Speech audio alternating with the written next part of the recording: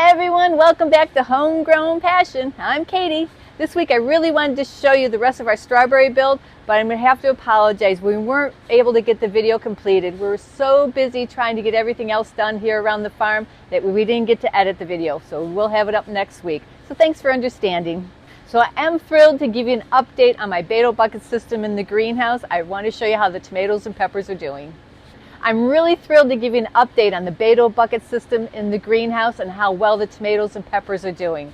So let's go over and start with the tomatoes. Check out these tomatoes. Look at the red ones down here. They're ripening on the vine and the plants are so nice and healthy. Now remember, these are my slicing tomatoes. These are a Bolski. They're a nice rib tomato that do very well in the farm market, and they're a really good slicer. They stay firm, and I'm actually able to keep them for a couple weeks before I even have to sell them. Now the plants have been lowered once. They're growing that fast, and when I go to pollinate, I use the electric toothbrush. I have to put it on the stick because it's way above my head. So these plants are just going to be wonderful for my summer market. Now I want to show you the other tomatoes I have growing, the paste tomatoes. They're in a couple rows over, so come on, let's go take a look at them. So here are my paste tomatoes. These guys have been cut back once. I mean, I had them hacked up really tight, and I could walk through the aisle no problem. But we've had some nice warm sunny days here this springtime, and they went crazy again. So I'm going to make the plants force ripen the paste tomatoes, because there is a bunch of them down below that are already ripe, and there's a bunch of green ones, and I just want to go through and be able to pick all of them all at once. So to force ripen the tomatoes, we're going to have to do a couple things to the plant. First, we're going to have to stress the plant out. And to do that, I'm going to reduce the water. Have to top off the plants and also get the flowers off, because then I won't put the energy into the flowers or put all the energy into the fruit. And once I get enough tomatoes I need to make all the paste that I want, I'm going to hack them all out of here and throw them outside and get rid of them.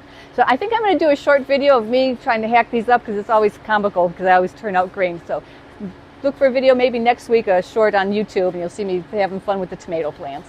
One more thing I forgot to mention about reducing the nutrient water to the plants is what's going to happen is it's going to concentrate all the sugars in the fruit, and it's going to make a really nice tasty paste tomato.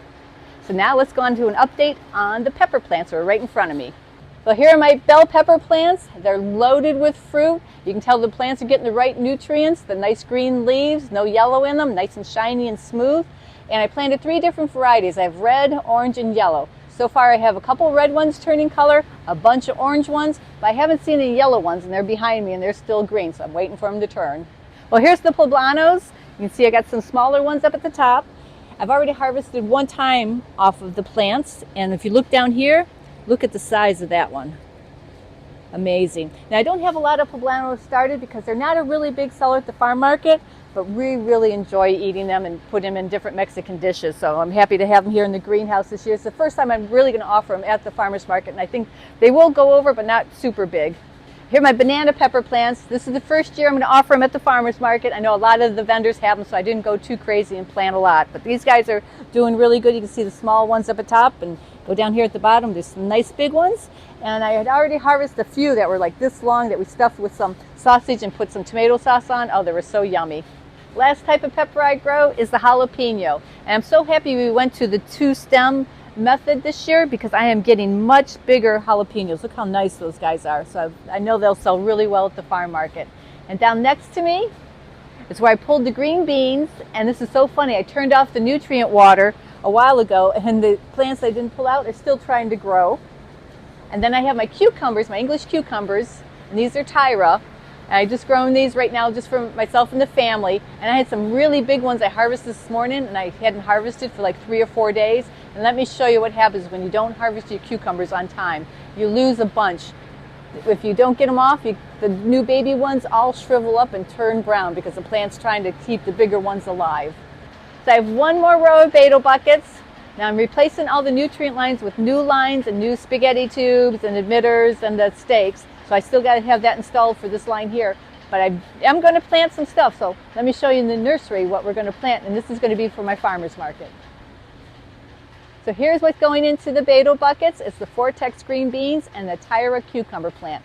Let me show you the roots on the Tyra. Look how beautiful those are, nice and white.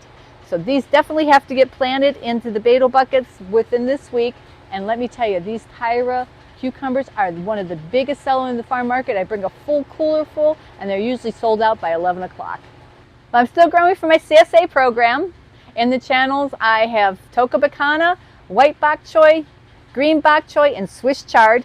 I have all my seeds started for the farm market, so I'll be going in the channels next week, and I'll give you an update in a few weeks about all of that. And again, I want to apologize not having the strawberry update video completed. I promise I will get it done for next Saturday because it's really exciting. So that's it for today's update in the greenhouse. And like always, please leave me questions, comments, and suggestions down below. And we'll see you guys next video. And remember, like and subscribe.